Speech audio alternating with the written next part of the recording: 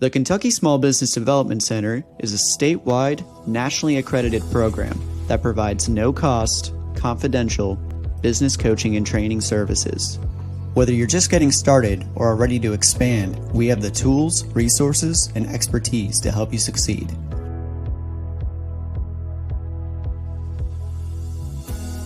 We're part of a national network, America's SBDC, with over 1,000 centers across the nation.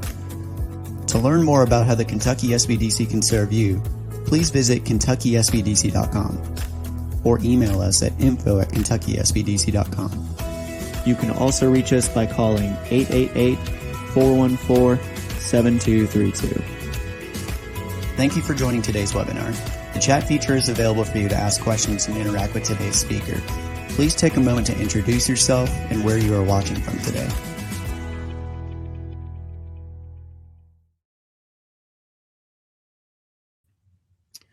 Hi, everyone. Thank you for joining us for yet another Wednesday webinar from the Kentucky Small Business Development Center. A little bit more about us. The KSBDC, if you're not familiar, we are co-sponsored by the United States Small Business Administration, and we are administered by the University of Kentucky. At UK, we're housed in the College of Agriculture, Food, and Environment.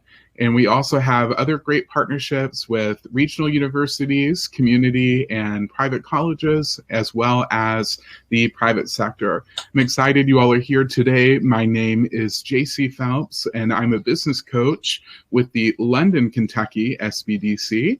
And I'm going to be the facilitator today. So I can see you all coming in and telling me where you all are from. And there's a great spread, so we're happy to have you. I'm joined by Kevin Norville from our state office, who's going to be presenting. And just as the video said, during the presentation, if you have questions for Kevin, feel free to leave them in the chat. And at the end, I will be sure to read them to Kevin in the Q&A. So without further ado, I'm going to turn it over to Kevin, and we will get started. All right. Thank you, JC, so much. Appreciate you all being here today and joining us for another Wednesday webinar. So good morning, good afternoon, good evening, wherever you might be watching from or whenever you might be watching. Today, we're going to talk about something that you've probably heard about, but maybe you've not heard a presentation exactly oriented this way. And so the title we've given it is How to Get More Clients from Google Without Spending a Dime. And so we could go in a number of different directions with that title. But today, what we're going to actually talk about is how to really make the most out of Google My Business, or your Google Business Profile, as you may be familiar with. So today, keep in mind, I'm not going to give you a step-by-step how to create your Google Business Profile. We're actually going to assume that that's already been done. However, if that's not been done, don't fear, because the slides that you're going to get in your email later today do have step-by-step instructions just at the end of the deck. So you can actually go through and create your profile if you don't have one. But today we're really going to get into kind of the advanced features of Google My Business and your Google Business Profile. Our agenda sort of talking a little bit about the importance of that Google Business Profile, why it's even relevant, why we should spend an hour today discussing this. We will define it just so we're all clear as to what it means. We're going to talk about the Google 3-pack, which is actually something you want to be a part of. Then we're going to look at some results from real-life Kentucky businesses as to how they've utilized Google My Business and their business profile to connect with more clients, again, without spending any money whatsoever. And then we're going to give sort of some advanced tactics that you can use to really optimize your listing. So that's kind of our agenda. I hope we have plenty of time as well for some Q&A at the end, and we can talk about any issues you may be having with Google My Business. So, but to kick things off, let me kind of start with the why. Again, sort of why this should even be on your radar, why you should be paying attention or worried about Google My Business. Google gives us some stats that kind of stress the importance of many of their tools and obviously what's going on with online presence in the world today. So this first one, half of all consumers conducting a local search on their phone are going to visit a store within a day. That shows their intent, which is very important, because if they have their phone in their hand, they're looking for a particular product or service that your business offers. Being able to connect with them when they're ready to purchase is very key and a great benefit for you. This next stat, 90% of consumers will not look beyond the first page of a Google search. I don't think that's surprising to anyone. In fact, I'm sure all of us would agree. We very rarely, if ever, go to page 2 on Google. However, the next stat may be a little more critical right now, which is 60% of all clicks go to the top 3 search results, which is pretty telling. Again, another stat you've probably heard, and I think this one's probably even higher by now, but 85% of consumers trust online reviews just as much as a personal recommendation. I'd say in many cases, they probably trust them more because they don't know the person on the other end. The person's actually giving that recommendation or that review of that business based on their personal experience. And this stat, while it's a little bit old, I still want to bring it up, and I like to share it because I try to emphasize that this is a tool that not a lot of businesses are really taking advantage of. And while there may be certainly by now, probably more than 44% of businesses have claimed their Google My Business listing, I certainly hope so anyway. There's certainly a large percentage of businesses, perhaps even yours, that haven't taken advantage and haven't optimized that Google My Business listing, which is really what we want to focus on. And when we look at a Google My Business listing, when we look at the profile, one of the things you want to look at is photos, right? Seems kind of rare to be talking about this right now, but an average listing has 11 photos. Why do I bring that up? Well, you want to have more than 11. And so we'll talk about photos and why that is important a little later on. One of the main benefits of a Google My Business listing, beyond just increased visibility online, is it makes the phone ring. And that is a tremendous benefit to businesses that have a local presence, especially. And so 16% of businesses report an average or report more than 100 phone calls each month related to Google My Business. And while it even sounds archaic for the words to come out of my mouth, the yellow pages are no longer a thing, right? And so Google, and particularly Google Search, with their incredible dominance in the search marketplace, really have become a replacement for the yellow pages.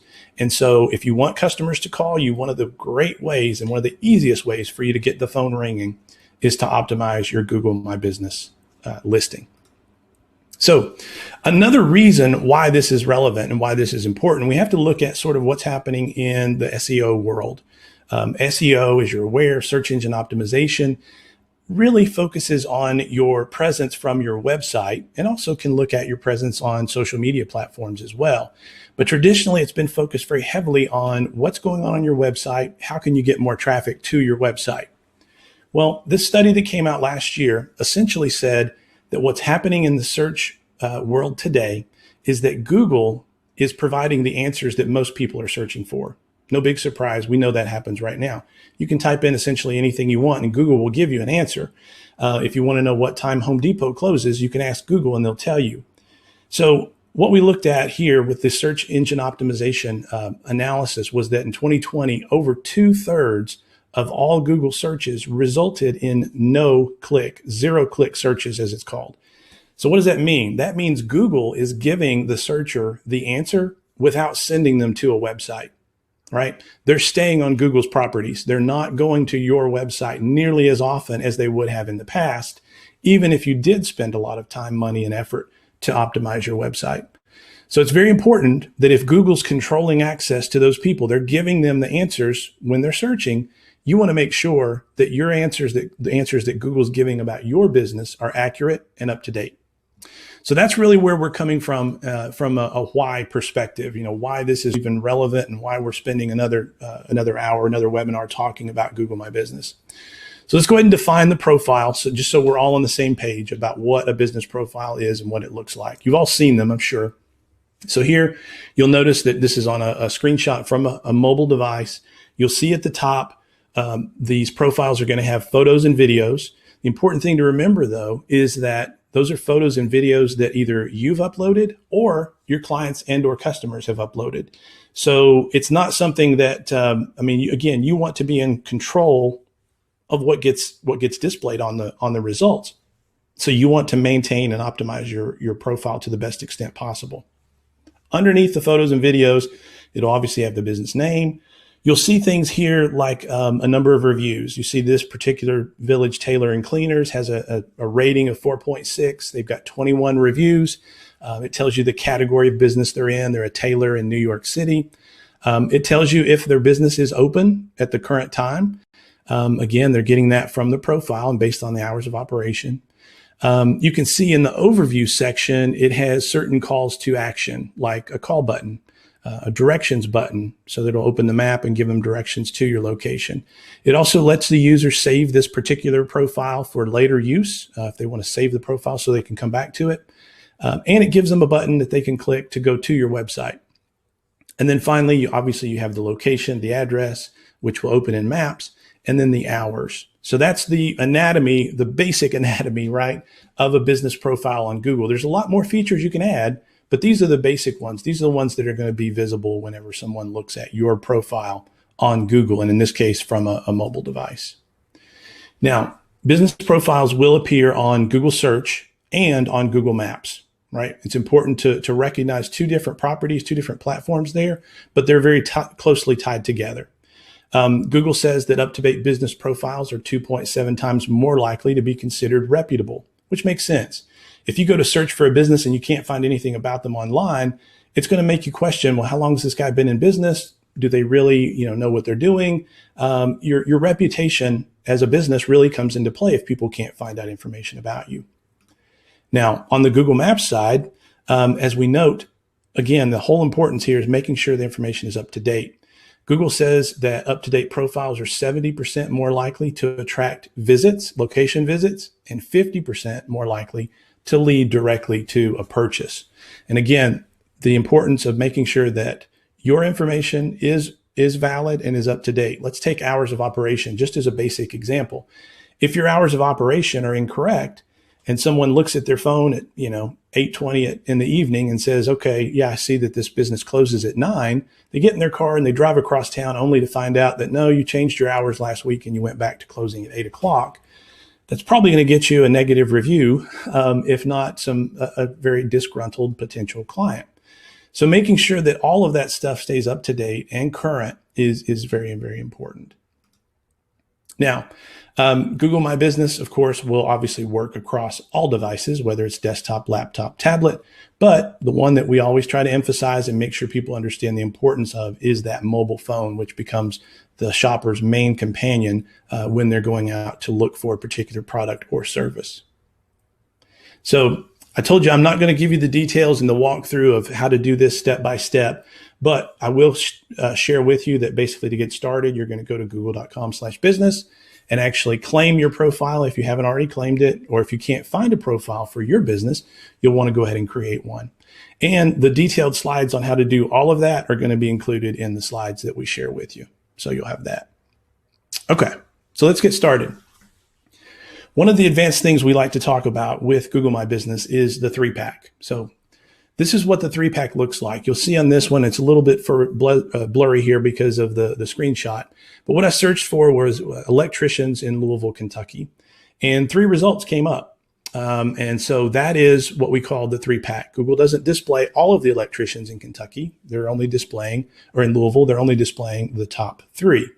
So what is the 3-pack? Okay, the 3-pack presents to consumers the 3 businesses that Google considers to be, number 1, the most relevant to what the person's searching for, what the search query was. Number 2, closest to the searcher's location. And number 3, of the highest quality. Now, we're going to look at that in a little bit more detail here because I want everyone to understand that there are certain factors that basically guide Google's algorithm and what they show on the Google 3-pack, as well as just in Google My Business and Google Local Search in general. That first one, just as we saw, is distance. It's something you really can't change about your business, right? It's located where it is located. So distance is the first factor that Google looks at. How close is your business to the person that is doing the searching or to the area being searched? So give you an example, you may be getting ready to go out of town and you're searching for restaurants near your hotel that you're going to be staying at. So you can search and utilize Google Local Search even though you're here in Kentucky and you're looking for something in California. So distance is what Google's going to say is it's either how close the business is to the person searching or how close the business is to the area being searched. Because it wouldn't make sense for them to give you results that aren't, nearby. So distance is number 1. Relevancy is number 2. How well does your business match what's being searched. And the way that Google knows this is primarily through the details that you give to Google, the details that you provide.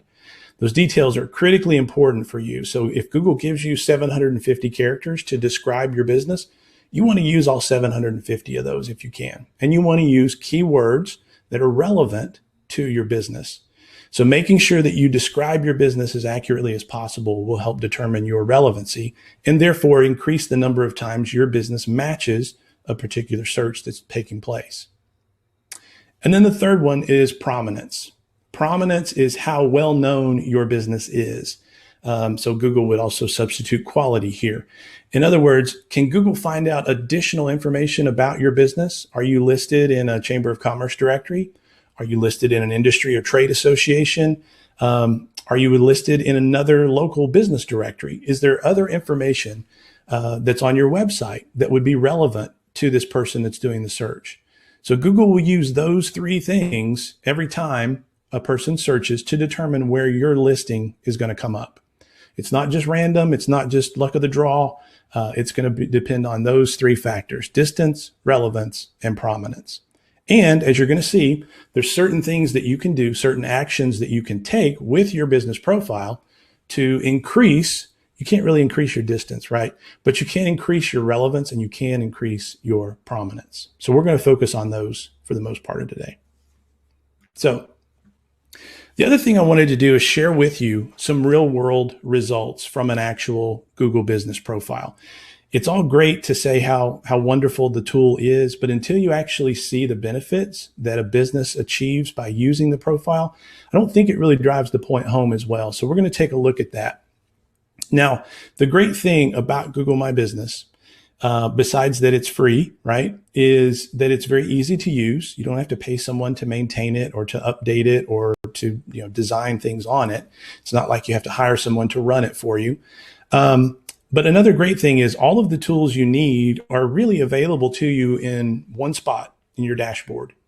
So when you log into your dashboard, you're going to have a tab that says Insights. And everything you need to know from the results that are happening on your Google My Business profile are going to be visible under Insights.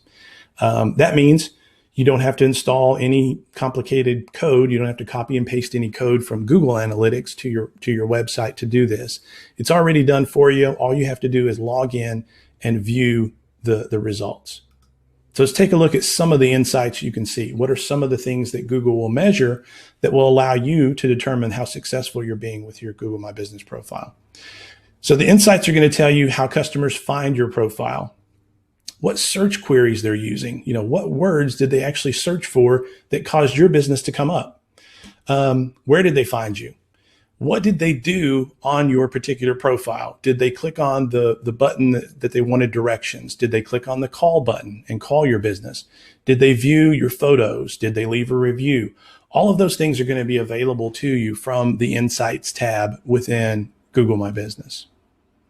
So this is an actual screenshot from an actual business. This happens to be a dress shop.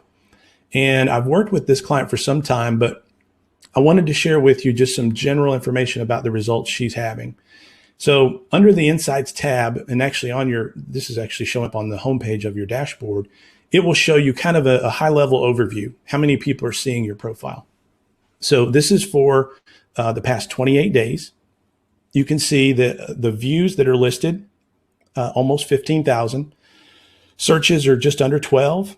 And total activities 35,000. So if you break that down as to what they're showing us here, is that 9,200 approximately people saw this listing for the dress shop on Google search, meaning they actually typed it into Google search. Another 5.67 thousand saw it on Google Maps, meaning they were looking on Google Maps rather than Google search. And you can see the green shows how much of an increase this is or a decrease from the previous 28-day period. So in this case, we're good. We're seeing an increase of 8% in one case and 69% in the other of people who are seeing our profile through Google search. Now, when they're searching, what do they actually see? Are they seeing our listing because they typed in our business name? That would be what we call a direct search. right? They're finding your business profile because they searched for your business, or maybe they searched for your address if it were on Google Maps. The other, as you can see here, the majority in this case, by far, come to us and view our profile through discovery, which means they may not know our name, but they're searching for a category or a product or service that we provide. And so that discovery metric is really kind of cool because it's saying, because you are a dress shop in this case, people found your listing, almost 10,000 times because they were searching for a product or a service or a category of business that you are. The other almost 2,000 were because they typed in your name. So it's kind of an interesting metric to monitor and track as you make progress here. And then the final tab here on the dashboard is the activities tab. So this, you can see, what did they do in the last 28 days? We had all these people, but what did they actually do? Well, 277 clicked through to visit the website. 64 actually made a phone call to the store. 35,000 photo views. Now, this one's a little bit different, okay? Not every business is going to have that many photos to put on their Google My Business profile. But in this case, it's a dress shop, right? So she has a lot of new dresses coming in or new styles, whatever it might be. Sometimes it's client or customer photos that are being shared.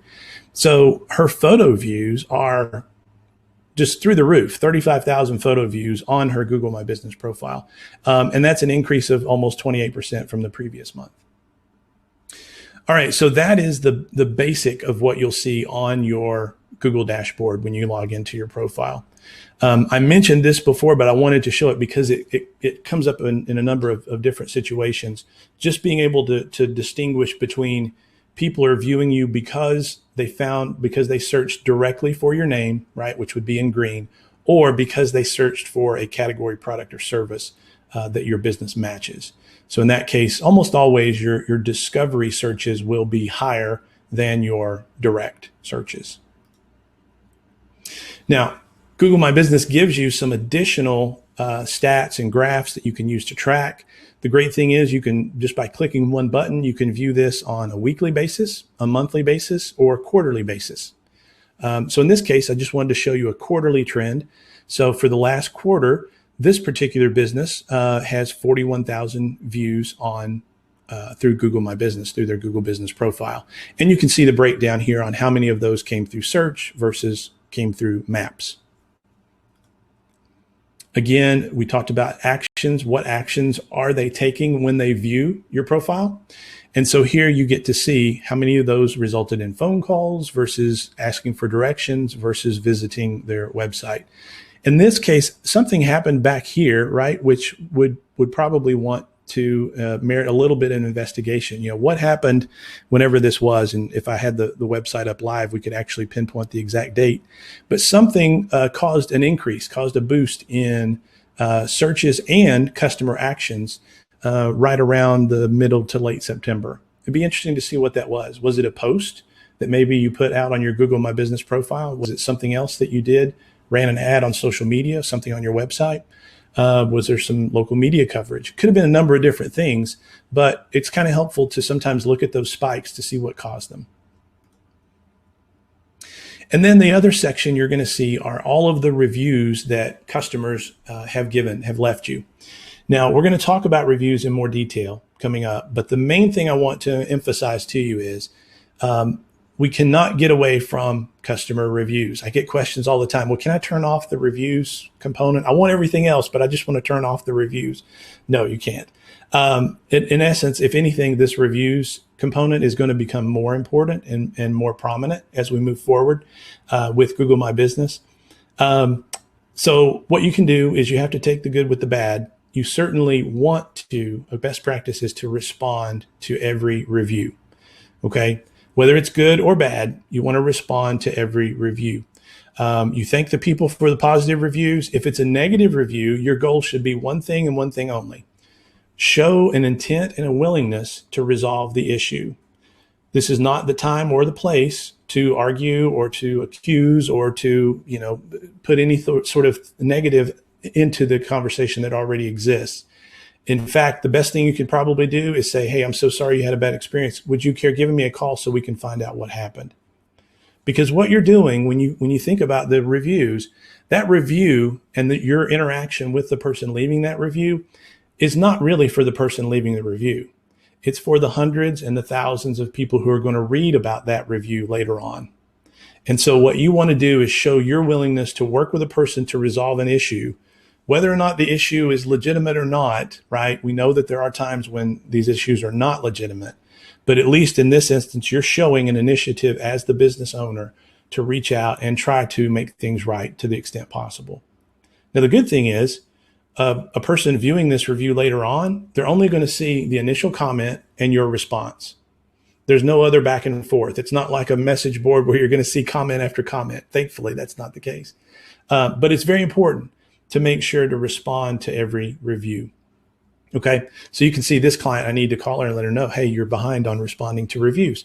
So it's very important. Reviews are not going to go away. They're only going to become more prominent. You need to embrace that, and you need to solicit reviews.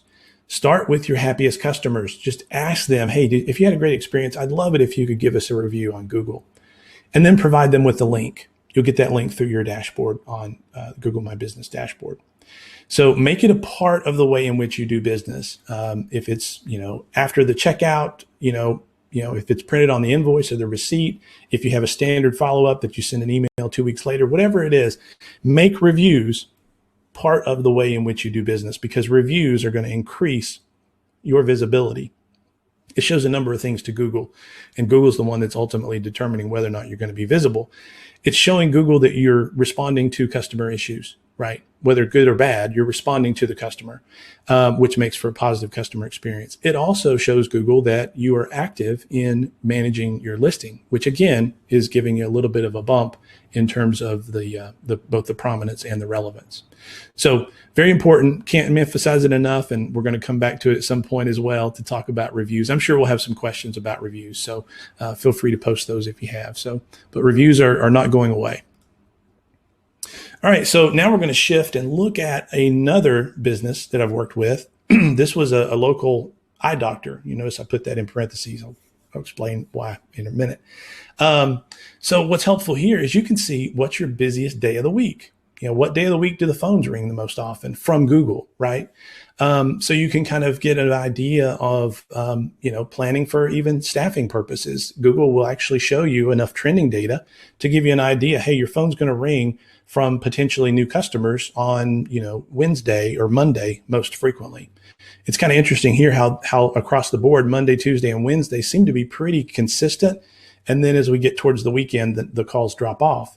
But still, from 1 quarter, 3-month period for this particular eye doctor, 557 times the phone rang because of her Google My Business listing. So I can't, again, overstate the importance of that enough. If you're not doing anything else, if you're just wanting a way to make the phones ring so you can connect with more clients, this is a phenomenal way to do that. And perhaps the best thing about it is, again, unlike SEO, which takes, again, a substantial amount of time, expertise, and money to achieve results, with Google My Business, it doesn't take hardly any time at all before you're going to start seeing impact. It can be 2 weeks and you'll start seeing results. Now you'll get those verified results at the end of the month, and you'll be able to look back over the previous 28 days, but you're going to be able to see immediate impact coming from the efforts that you've put into managing and optimizing your Google My Business listing. Now, in this case, Google is also, they're always changing things, right? I mean, we have to learn that and know that about all technology. So Google is changing some of the reports, but the good thing is they're changing it for the better, I think. They're giving us a little more data, and they're giving us a longer time span to look at. So this is the new reports feature that's being activated and being rolled out to profiles right now. And you can see in this case, if we look back, we can look not just at the quarter, we can go all the way back in this case to just May of this year and look at a longer time period and see that there were 921 phone calls and that was a 4% increase over the previous year. You can look at things like messages.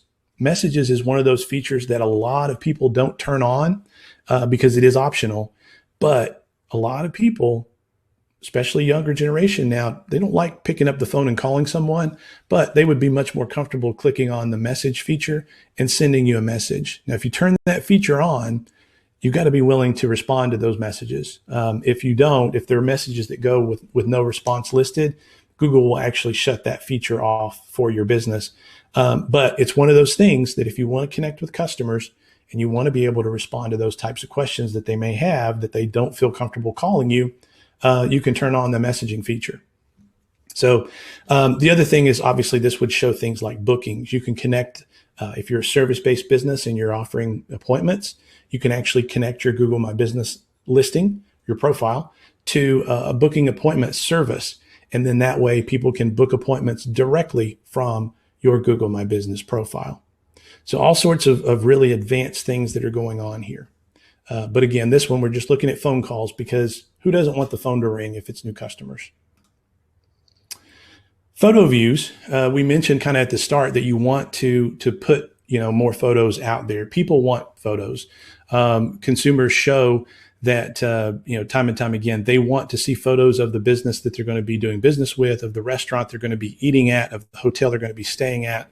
They want to see what's going on. What does the business look like? What products or services do they offer?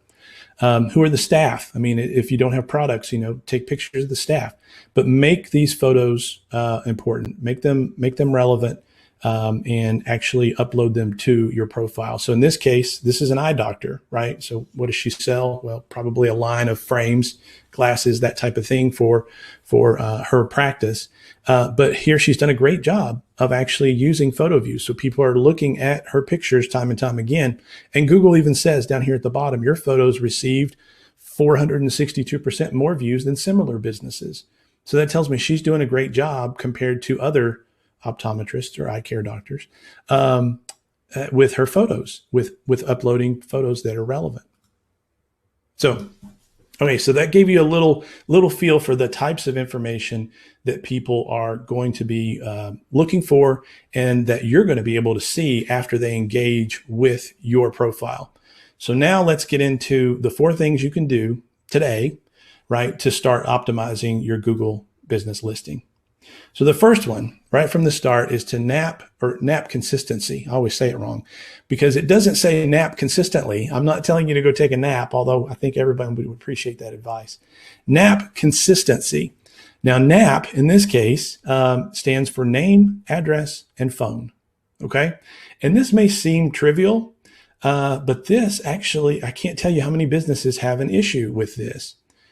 Google wants to know that your name, address, and phone number are the same everywhere that they can find it on the internet. If not, it creates doubt, if you will, in the algorithm as to, are we talking about the same business here? Wait a minute, it's got the same name, but the address is different. Or this one has an abbreviated address. This one, the phone number doesn't match exactly. So you want to help out the algorithm as much as possible and make sure that everywhere your name, address, and phone number is listed, that it is listed exactly the same. If you've moved locations, this is also a big concern because maybe you forgot to update your address on a directory that you were a member of, or maybe you forgot to give the Chamber of Commerce your updated address. Any place that's linking to you, those are called citations, and it's a citation in a good way. Right. Google looks at that as, again, making sure that Google looks at it as a way to increase your prominence. If Google finds a link to your website from a Chamber of Commerce, that's, one little check mark for your Google listing, right? Saying, hey, I found out something about this listing elsewhere. So you want to make sure that everywhere your name, address, and phone number appear, that they appear the same way. And again, I know it sounds trivial, but again, you can use abbreviations, okay? But make sure that those abbreviations are the same everywhere you've used them, right? This is real easy to cause issues because a lot of times what may happen is you may give this task to, an intern or a part-time person to sort of handle, and they may not pay as much attention as you would. And so you might find that as you go and look that, oh, well, my address is, it's the correct address, but it's abbreviated 4 different ways in 4 different places. So you want to make sure that your NAP is consistent. And so make sure that it's the same everywhere it appears. And that includes your social media, that includes your website, everywhere that you are listed on the internet, you want it to be the same. Okay. Another thing there with going back to the NAP, the other thing is the phone number. Usually the issue there is the area code, right? Sometimes it's got parentheses around it. Sometimes it has a dash after the area code. Other times it has a period. No, not good. You want all of that. Again, I know it sounds trivial, but you want all of that to be consistent. So it's very important that all that is the same. So just make sure that your name, address, and phone are the same everywhere they exist on the internet. Okay. The second thing that you can do starting today, so after you get your NAP out, is think about your search terms. Okay. And you'll notice I had earlier the eye doctor was in parentheses. So are you an optometrist or are you an eye doctor? Which phrase do you use? It's interesting because, right, every industry may have alternative terms that mean the same thing. The key is you want to make sure that the terms that the majority of clients are using is what you use. There may be some pride in calling yourself an optometrist, but it might also hurt you in terms of your rankings if people are searching for an eye doctor and everywhere on your website it talks about optometrist. Okay. Let me show you what this means in terms of, or some ways you can actually try to measure it. So in this case, what I did with this client is just showed her which phrase is more popular. So you can use a tool such as Google Trends, which is a free tool, and you can go and check the frequency or the popularity really is the right phrase, I guess, over time of a particular phrase or word. So in this case, I compared eye doctor to optometrist. And so you can see here that clearly everywhere except California prefer to use the phrase eye doctor. And so it's interesting though, just because this is a common thing. I'm sure in your particular industry, there are alternative ways of saying, something that means the same thing. It's just, you may have fallen into a habit of using a particular word to describe your business that perhaps customers don't use. And so that's really the caution. It's just, you want to make sure that you are speaking the same language as your customers. So a free tool like Google Trends is a great way to kind of, check that.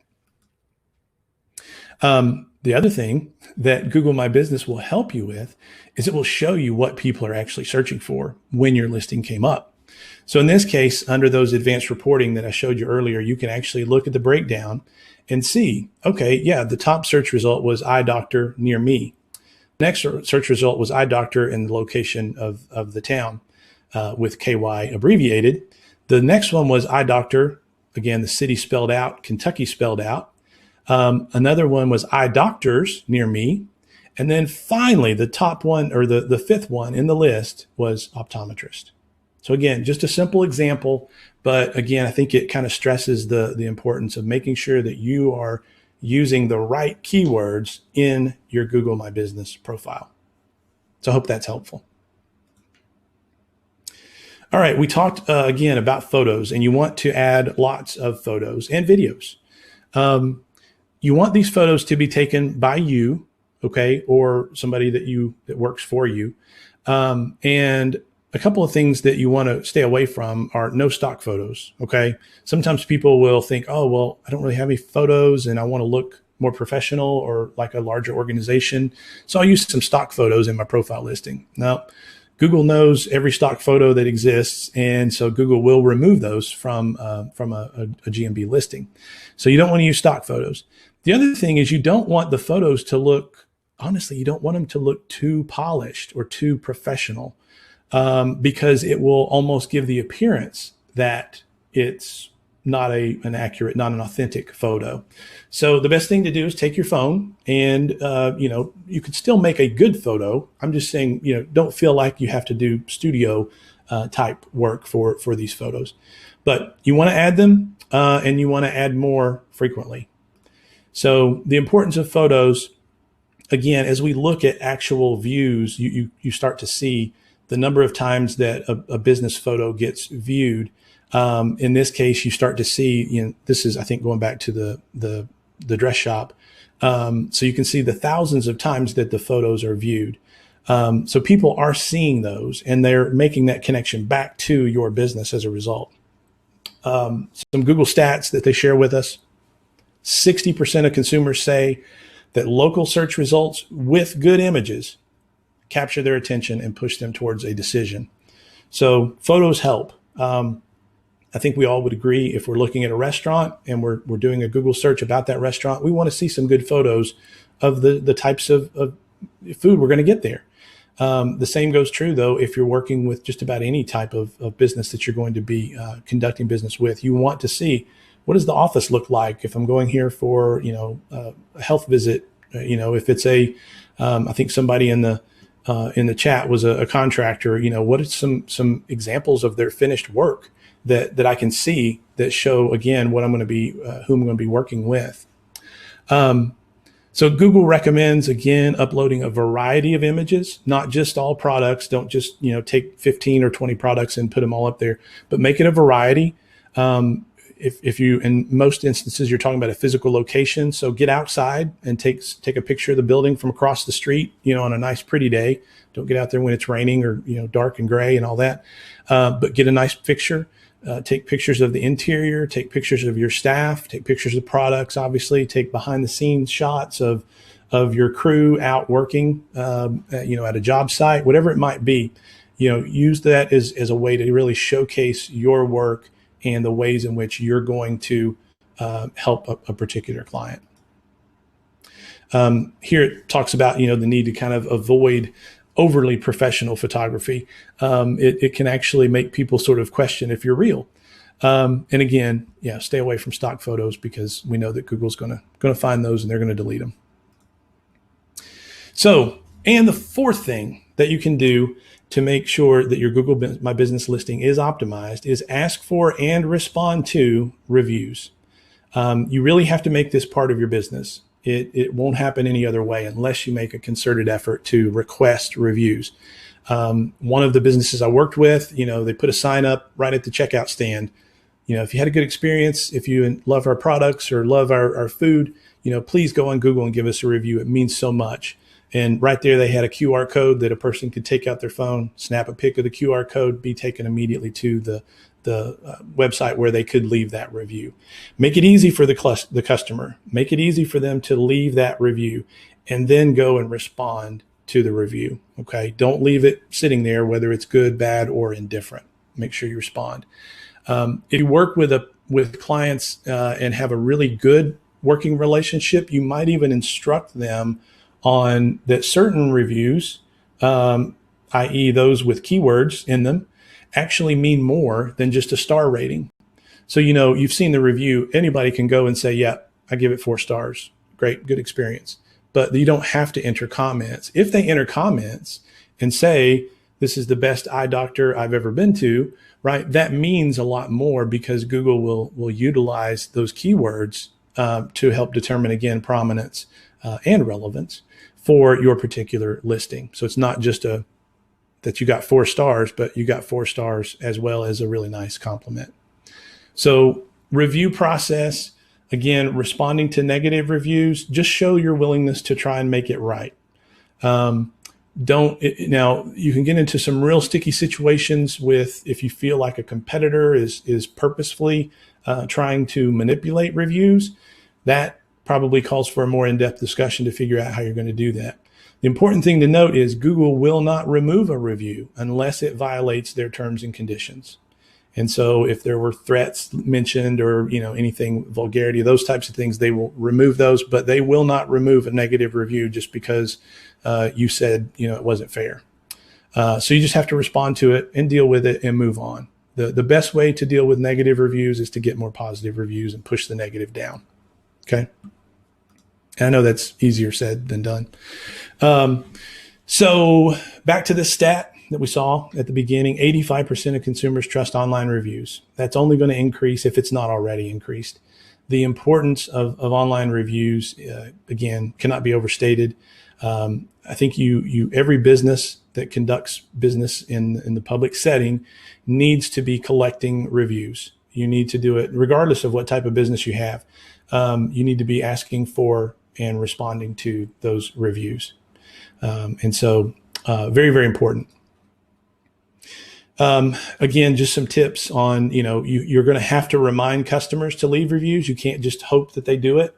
So whether it is, I've seen examples that were pretty cool where it was in a customer's email signature, hey, click here to leave us a review on Google, where it was on the copy of the invoice that they received, a QR code placed at the register at the time of checkout. There are a number of ways to encourage people to leave reviews. The important thing here, though, is you need to be very ethical about this. You can't offer incentives for reviews. You can't offer to pay for reviews. Google has a way of finding these things out. One time this was years ago, I was in a class where we were talking about Google My Business, and everyone said, hey, well, why don't we just all review each other's business, right? And sounds great. We'll just give everybody a positive review. Yeah, Google's pretty sophisticated. And so they know, I had to stop everybody. It's like, no, wait, here's why that's a bad idea. Google knows where your phone is located, right? And if all of a sudden they see that this IP address and this geolocation reviewed this business that's over here, and this in the same physical location reviewed this business, they're going to understand what was happening. So you don't want to do the I'll trade you a positive review for a positive review. Not a good idea. And by replying to reviews, it really does, beyond the increase that you get from Google My Business, it does help to build your customers' trust. Because now when a new customer goes and views your profile, they see that you actually care about the reviews that are left and that you are responding, you're reaching out, whether they're good or they're bad. And so that's a very positive indicator to new customers. All right, I said 4 things, but there's a bonus. Here's a 5th. Notice that we've not talked about really social media at all. Google My Business essentially exists apart from social media entirely. Now, you can have a Facebook page, and that's wonderful and great. You can have Instagram, you can have TikTok, Twitter, LinkedIn, whatever you want to be on, you can do that. The component of Google My Business that is most closely resembles the social media is your ability to create posts. Okay. And so Google's made it easier for you because they're not going to judge you necessarily on that you've never created a post, but you can kind of get some bonus points if you are active. Now, the good thing here is, unlike these other platforms where, you really need to be active daily, multiple posts a day, different content here versus there. With Google My Business, you're posting one time a week. So the good news here is that you create a post and it lives on for 7 days. At that point, it drops off. So you don't have to make it part of your daily social media posting, but putting the occasional post on your Google My Business profile does help. It does, again, show that you are actively engaged with your profile, which will, again, give Google those indicators that you are a good business owner who is looking to connect with customers. So you can do a number of different things, different types of posts. Here's some examples to kind of, give you an idea, but these will also show how they would appear differently. If you want to do a coupon or an offer code, you can do that. If you're having an event that you want to invite people to, you can create an event. You can feature a product, or you can just, do a simple text update. So the thing about it is when I get asked and others are asking, how often should I post? I think, again, the issue is more about consistent as opposed to how frequent. And so notice that again, the emphasis here is that the post will drop off. It'll disappear after 7 days.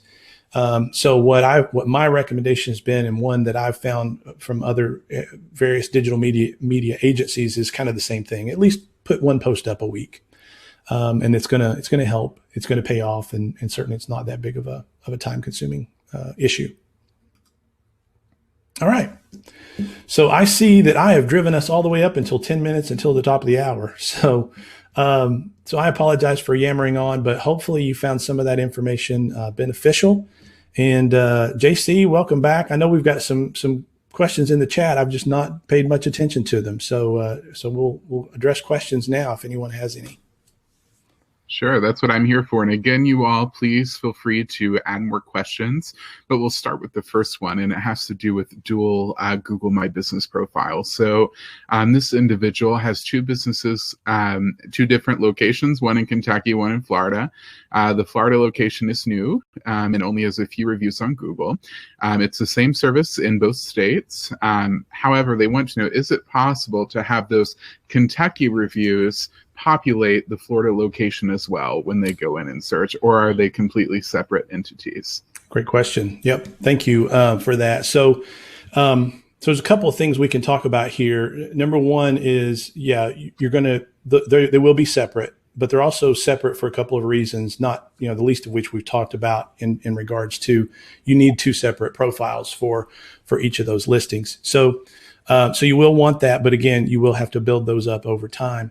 Another thing that we've seen, and in certain businesses it seems to be more of an issue than others, is Google takes a pretty hardline approach to anything that it considers to be fraudulent or suspicious. And so what I've started recommending is for those businesses who do have, let's say, multiple locations, I use one email address for one location. I don't put more than one location under that same address, because what could happen if something were to happen, I'm not saying you're doing anything that would cause this, I've just seen it from really weird perspectives, is if Google decides to sort of take a broad stroke and say, you know what, we suspect this is fraudulent activity, you could lose access to the other business profile, and you don't want that. So to protect your business, what I would do is, just create another Gmail account, or, and have one profile per Gmail account. Does that make sense? That's great advice. And I coach a lot on SEO. And one of the things I always tell our clients is Google is incredibly intelligent, and there's no fooling them. So I think that's wonderful advice, Kevin. Our next question comes from Ben. He's in the home remodeling industry, and he has two questions, so I'm going to combine them. He struggles with unqualified leads. So if someone searches home repair company, they call them because they had a promoted listing maybe. However, they don't exactly do that. So I guess what would be your recommendation to really tie in their keyword? And his second question, just to follow up there, is that they rely heavily on photos. So when they're in their profile and they're optimizing, do you still think that more casual iPhone photos are good in that situation, or in their industry, are there exceptions to using professional photography? Yeah. Well, I'll start with the second one first, and I'd be curious to hear your thoughts too, JC, with on the photography side. My opinion is, the cameras that exist now in our mobile devices have advanced so far that they have essentially, in large part, replace the need for a true separate camera. So I think in many cases the best camera you have is the one you have with you. And so if you can get a decent photo from your camera phone, I think it's super. I know a lot of the examples that I see, it would be hard to tell otherwise. I completely agree. Kevin and I, for context, we're both photographers. So we like the big cameras, but honestly, some of my best photos have been with phone. I do think there are industries that maybe lend itself to being slightly more professional and staged. And I do think homes could be a great example of that. If you're a realtor, something of that nature. With that said, I wouldn't outsource that if that's a cost for you. You certainly could do just as well and save some money by using the phone. That's how I feel there. Yeah. And so back to the first part of his question, which was about unqualified leads. So it sounds like that's not necessarily coming through Google My Business, but through, I think maybe JC, you alluded possibly an ad that's being ran. So there are, if you get into Google Ads, there are the concept of what's called negative keywords. And it's an area that will really help you with your ad purchases. Because, for instance, I always laughed at this example, but it stuck with me, so it's the one I use. If you're a travel agency, right, you want to focus on the word cruise, but you probably want to put a negative keyword on Tom Cruise, because you don't necessarily want folks who are searching for Tom Cruise to see your listing and come up as a result. So there's some ways you can kind of tweak that with negative keywords when you are using Google Ads. But in terms of the main thing for your Google My Business listing is make sure your keywords are very much what you do, because you won't have nearly as much of an issue as long as your fully description, your description is fully detailed. You've got keywords used in there very strategically, not that you're dumping keywords in the description, but that you're describing your products, services, and categories. I think that's the big important thing. Kevin, I'll quickly mention a few questions and a brief response, and then we'll go to some more in-depth ones.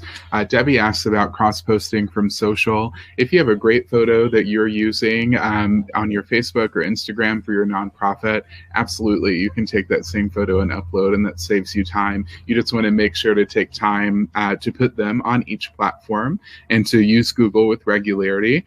And kind of piggybacking on that, the content question Peggy briefly asked about editing photos on your phone, lots of free apps. And Kevin, I don't know about you, but for a lot of general purposes, even the auto edit in your in your just your photo library is quite strong. I personally use Adobe Lightroom, which is a paid subscription, but you certainly don't have to get that intense. I would recommend just going to the App Store and choosing a photo editing software that's free and trying a few. But I think generally speaking, you can edit straight from your photo library and it will auto balance the light and the color to save you a lot of time there, Peggy. I love that. Yeah, there's a lot of times when, JC mentioned I both do photography out in the field, and I don't have time to take it into a computer and do a proper quote unquote edit. That I'll do just that. And sometimes it's the auto button, but the great thing is you've also got each of those individual tools that you can adjust things like saturation, brightness. You can increase sharpening. You can denoise. All of those things are so available there in your phone that it's a great way to do it. I also find, we were talking about Google knowing everything. Technology is so smart. Oftentimes, even after I've been into Adobe and I do an auto edit, it will change something and I'll say, why didn't I catch that? That was a good idea. So I think for the average small business owner or nonprofit leader, that would be just fine. Mike has an industry-specific question, Kevin. He wants to know, do you think Google My Business would work for a company that provides business phone systems? Yeah, I do. The great thing about Google My Business is essentially any business. Now, it used to be, right? It used to be that the start of this presentation was very heavily centered on, if you have a physical presence versus if you do not. Because at the time, Google since it was tied to maps, it was very much centered around businesses with physical presence. And in that sense, that still applies. Every business with a physical presence, if you're wanting customers to come to your business, Google My Business works very well. However, you can also have now businesses that have a defined service area. Maybe you're a landscaping company or a lawn company, and you don't really have a physical location, or maybe you do, but you don't want people to come there. So instead, you can identify a service area that you provide a service to. But now to Mike's point, I think, the business phone systems, it's a product. You could certainly utilize your Google My Business profile to connect with more clients. And again, following the same advice we listed earlier, just making sure that you are optimizing your listing and really taking advantage of all of the buttons that are inside of the Google My Business profile dashboard. When you create it, I think it's a great way to do it because, again, if people are searching for it, this is your way to connect with those people. Absolutely. Kevin, I know we're inching to the hour, though we do have more questions. Do we have a hard cutoff at noon? Okay. No, we'll go ahead and take them if we got some. Awesome. So Ada, this is an awesome question. She missed the first part of the presentation. She wants to know about the comparison point between Google My Business and a website, or if you have an Etsy. I'll just reiterate that if you you can certainly watch the replay, and we hope you do. This is one of the most common questions I receive about Google. Google My Business can at times seem more powerful than a website because, as Kevin said, it's much faster to get to the top than it is to use search engine optimization. However, they're both important, and at times Google My Business will solve the issue, and they will get information from there to call you, but it's also a great lead generator, sending people to your site. So you want to use them in unison is typically what I tell clients, Kevin. That's right. Yeah, I will state that, like the example of the dress shop, when we started, she had no website. Mm-hmm. And so, it was literally from, okay, where do I invest my limited time? For her, it was really more about time to get the greatest return. And so now since then, obviously, she's added a website because it is important. I'll never say that it's not important.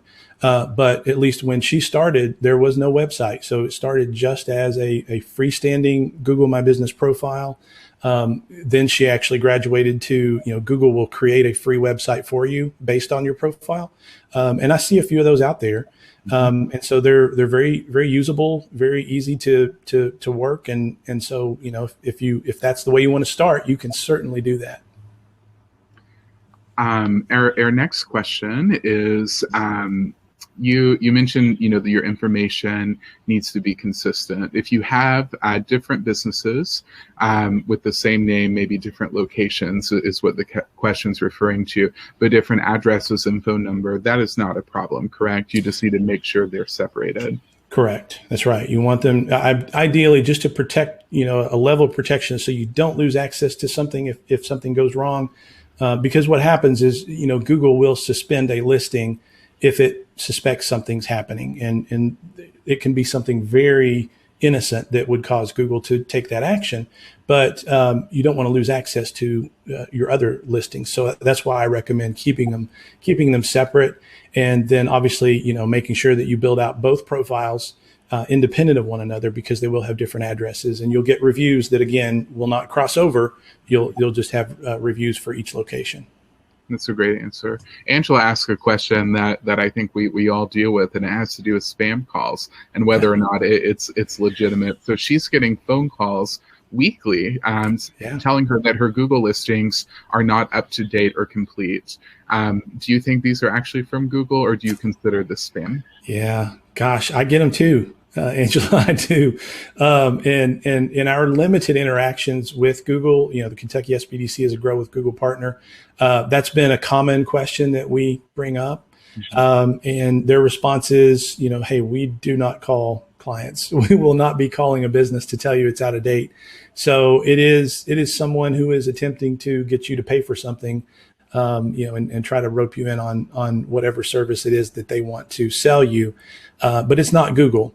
It is very annoying. I will agree completely. And, but yeah, it's not Google. So I get those too. And anytime you feel like you could be getting a scam for money, a great resource there is, I often find LinkedIn. I often tell people to qualify people's names. So if you call me and you say, I'm Kevin Norville and I'm with Google, and you have an issue, I would try to find a Kevin Norville that works at Google. So sometimes a little bit of reverse engineering. It can be hard to do that while you're on the phone, but if it is persistent, that's one clue that it is a spam, but that's one way to verify.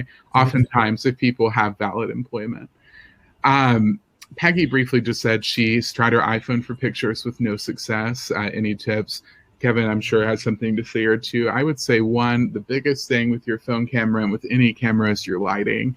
And so you want to pay attention wherever your business is or the space that you're in. When do you get the best natural light? You want to be shooting in the time where the light comes in. You don't want to be backlit. That's where the light is making it seem dark. You also want to show your area, but you want to rid of clutter as much as possible. And I also often find if it's a product shot, the closer you can get and showing the in-depth of the product, up close would be more powerful for your Google listing, because you're actually showing them what you're intending for them to see, maybe is the best way to say. Kevin, what would you say there? I couldn't do anything but echo that. It's all about lighting, and no matter how great your camera is, if you've got bad lighting, it's not going to be a great picture. So yeah, the best you can do, and JC's got plenty of examples. I'm sure he could follow up with you on that. But yeah, natural lighting is going to be optimal for a number of reasons, but usually because it just takes away so many of the other issues that you might get with artificial light, of having the wrong white balance and things of that nature. So yeah, it's all about lighting is what I would agree. Even people that, shoot often, I still to this day only try to shoot at natural light, because it's just such a burden to try to correct that. And, we all have limited time as we're running your businesses. So I always try to suggest solutions that are as efficient as possible. That's one of my qualifiers. I don't see any other questions. I did see someone ask to me if there would be a download. Again, you will be receiving a playback of this in your email. And another thing too, in the chat box, as you all can see, you'll see a note from the SBDC. We have a survey. It's a SurveyMonkey link, and it just takes a few minutes to fill out. And as we provide these Wednesday webinars and all of our other trainings to you, we want to make sure that we're doing the best job possible, and we're giving you all what you need to be successful in your business ventures. So we would really appreciate if you would go to that link and tell us what you thought of today's presentation. And Kevin, unless you have anything else to add, I see no other outstanding questions from the audience. That's great. Thank you all very much for attending. Appreciate it. If there's anything we can help you with in this realm or in other business issues that you're having, please reach out via the information on the screen. And we look forward to seeing you next time. Thank you all. Thanks. Thank you for joining today's webinar. At the Kentucky SBDC, we know small businesses are the heart of our economy. That's why our goal is to help business owners start, grow, and succeed in Kentucky. Find out more about how our no-cost business coaching, training, and resources can help your business. Visit us at KentuckySBDC.com.